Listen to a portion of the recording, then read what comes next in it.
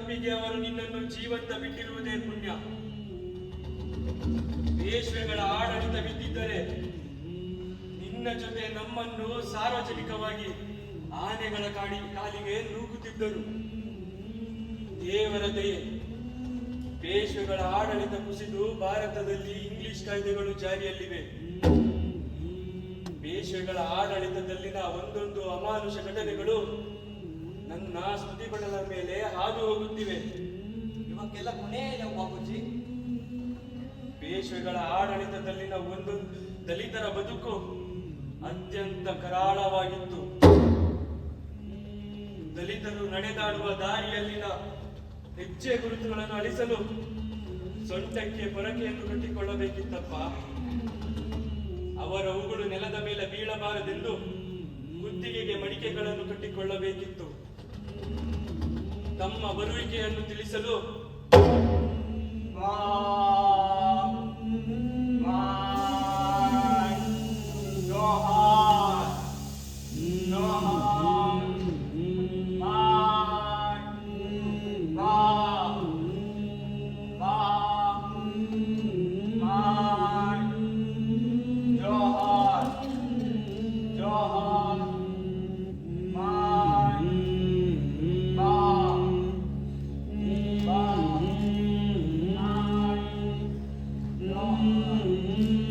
ಎಂದು ಸಾರಬೇಕಿತ್ತು.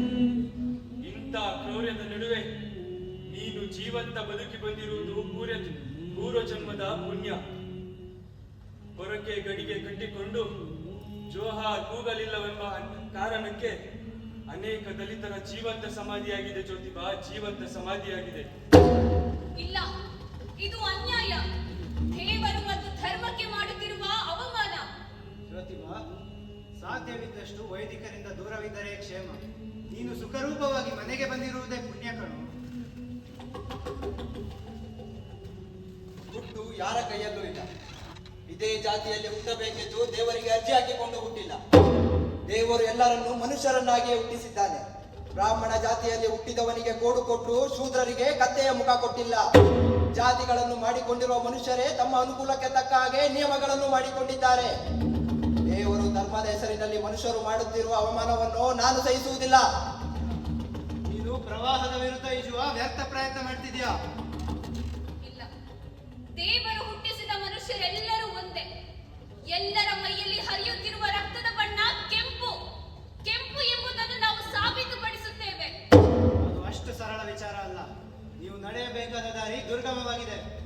ಏನಾದರೂ ಆಗಲಿ, ನನ್ನ ನಿರ್ಧಾರ ಅಚಲವಾಗಿದೆ. ವೈದಿಕರು ತಾವು ದೇವರ ದಲ್ಲಾಳಿಗಳೆಂದು ಭಾವಿಸಿದ್ದಾರೆ.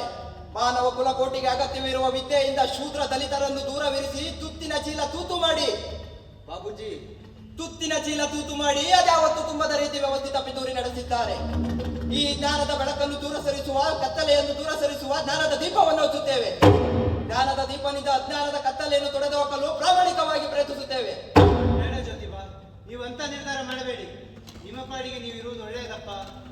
ಇಲ್ಲ ಬಾಬಾ, ಇವರು ಇಂದು ಮಾಡಿದ ಅವಮಾನವನ್ನೇ ಬಹುಮಾನವೆಂದು ತಿಳಿದು ಶೂದ್ರ ಹೃದಯದಲ್ಲಿ ಸುಪ್ತವಾಗಿರುವ ಶಕ್ತಿಯನ್ನು ಜಾಗೃತಿಗೊಳಿಸುವ ಕೆಲಸವನ್ನು ಮಾಡುತ್ತೇವೆ. ಇಂಥ ಮಗನ ಶಿಕ್ಷಣವನ್ನು ಅರ್ಧಕ್ಕೆ ನಿಲ್ಲಿಸಿ ಎಂತ ಅನ್ಯಾಯ ಮಾಡಿ ಬಿಡುತ್ತಿದ್ದೆ. ಜಾನ್ ಮತ್ತು ಮುಷಾಶಿ ಕಾಕ ಸೂಕ್ತ ಸಮಯದಲ್ಲಿ ನನಗೆ ತಿಳುವಳಿಕೆ ನೀಡದಿದ್ದರೆ ಇವನ ಕಲಿಕೆಗೆ ತಿಲಾಂಜಲಿಯನ್ನೇ ಇಟ್ಟು ಬಿಡುತ್ತಿದ್ದೆ. ಜ್ಯೋತಿಬಾ, ನಿನ್ನ ನಿರ್ಧಾರ ಅಚಲವಾಗಿರಲಿ.